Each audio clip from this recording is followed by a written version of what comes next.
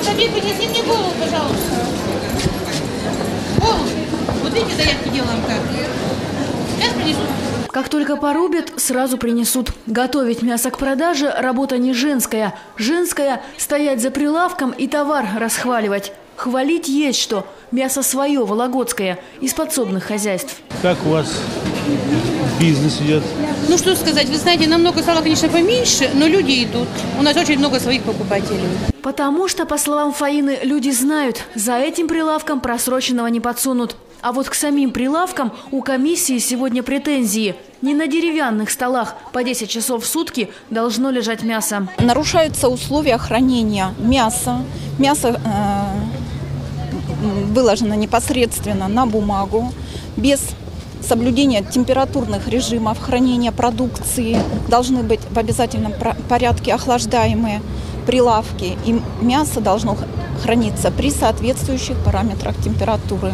Причем они должны быть под стеклом, но здесь только открытые стеллажи. Вины продавцов в этом нет. Такое оборудование предоставляет рынок. Сегодняшняя проверка – личная инициатива губернатора. Последний раз с инспекцией на рынке он был около года назад. Отмечает, изменения есть, но очень уж незначительные. Шапок не стало на площади перед рынком.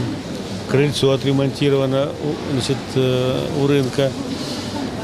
Нет, ну, может быть, зная о том, что мы сегодня будем здесь, почище стало на прилавках.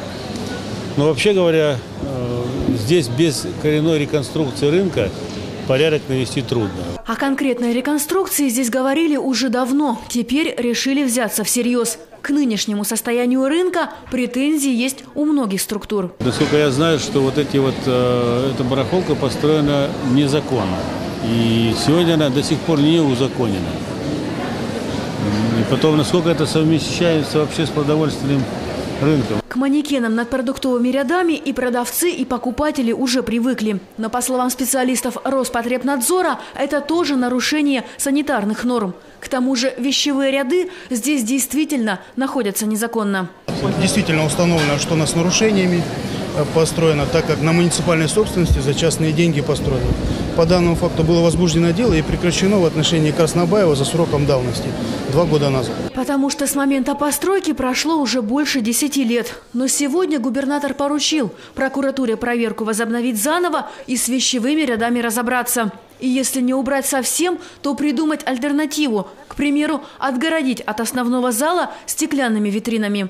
А еще рынку нужны новые полы, потолки и современное оборудование. То, что здесь есть сейчас, эксплуатируется уже не 10 лет. Но капитальный ремонт рынок ожидает не раньше, чем в следующем году. Пока предстоит разработать и утвердить проектные планы. Тогда можно будет говорить и о финансировании. Но в одном власти сегодня заверили точно – закрывать рынок на время ремонта они не собираются. Мы придумаем обязательно такую технологию ремонта, реконструкции, так скажем, чтобы не закрывать рынок насовсем. Людмила Малинина, Игорь Трифонов, Новости Вологды.